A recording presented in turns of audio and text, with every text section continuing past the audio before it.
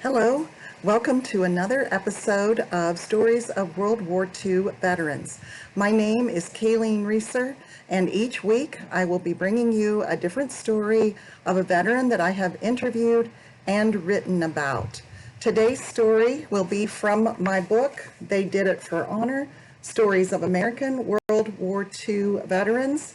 This is book 2 in my World War II Legacies series. Before we go any further, I do want to say thank you to all the veterans watching this, and to the veterans who served in Vietnam, welcome home. Today's story will be about Gaylord Conrad. Gaylord Conrad's most vivid memories of the Pacific during World War II was not that of a bloody battlefield, but what came after it. In late 1943, Conrad, from Leo, Indiana, was attached to the U.S. infantry at Guadalcanal. The dreadful battle that had occurred between Allied and Japanese forces from August of 1942 through February 1943 was evidenced by a massive graveyard for Allied forces. Approximately 7,000 small crosses dotted the vista as far as Conrad could see. It was a sobering sight for the farm boy from northern Indiana. Thinking of the number of lives lost in that battle was overwhelming to me, he said. The sight of that quiet field became a permanent picture in my mind. After graduating from Leo High School in May of 1943, Conrad had been drafted and completed 9 weeks of basic training at Camp Wheeler near Macon, Georgia, before being assigned to the infantry. Soon he was aboard a ship sailing with thousands of troops through the Panama Canal to the Pacific. The troops were not told where they were headed, though the mostly 18 and 19-year-olds probably would not have recognized the name had they heard it. New Caledonia was part of an archipelago of islands in the southwest Pacific Ocean, 750 miles east of Australia. In March of 1942, the territory had become an important Allied base. The capital of New Caledonia, Noumea, was headquarters of the U.S. Navy and Army in the South Pacific. At one point during the war, the island held as many as 50,000 American troops. Several attempts by the Japanese Army and Navy to recapture the airfield were staged over the next several months. In addition to the thousands of American lives lost, approximately 19,000 Japanese soldiers died in what was a hard-fought Allied victory.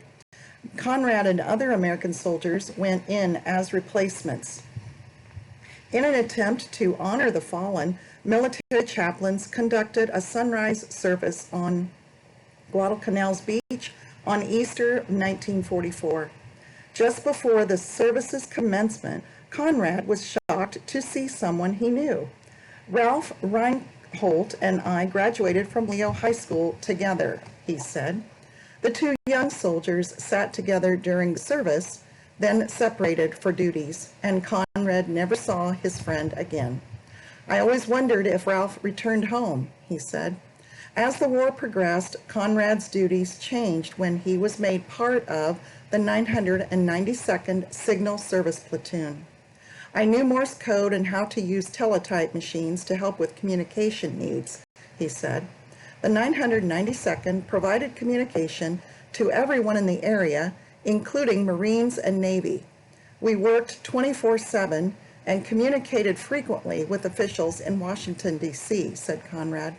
Our codes were changed daily to keep operations hidden from the enemy.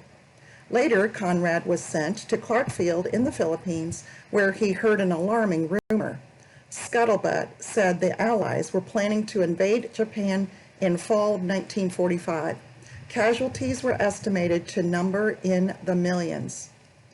When the Allies dropped bombs on the cities of Hiroshima and Nagasaki in August of 1945, it was only a few weeks before the Japanese emperor finally surrendered. Conrad and the rest of the Allied forces were thrilled. We would have been part of the initial invasion, and with 1 million anticipated deaths, probably would not have survived, he said. With an insufficient number of points to qualify him to be discharged, Conrad was made part of the occupation forces tagged to help with the dangerous mission of clearing the harbors around Japan of mines. Finally, in January of 1946, Sergeant Conrad had earned enough points to be discharged and returned to the U.S.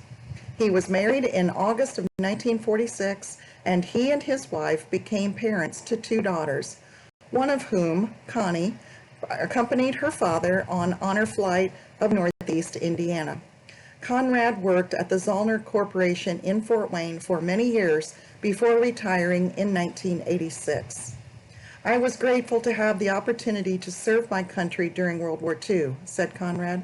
"I felt protected from death by prayers offered by the congregation of Grable Missionary Church where I attended. I'm thankful for that." I do want to say that I did have the opportunity to meet with Conrad, Gaylord Conrad, often after I did the interview and came out with the book. And he was just a delightful man. He lived at the nursing home where my mother lived, and it was always a joy because he was so supportive of my work of interviewing 260 World War II vets and telling their stories. So I'll be back with you again next week with another story. I hope that you will take the opportunity to thank a veteran for his or her service. Thank you. Take care.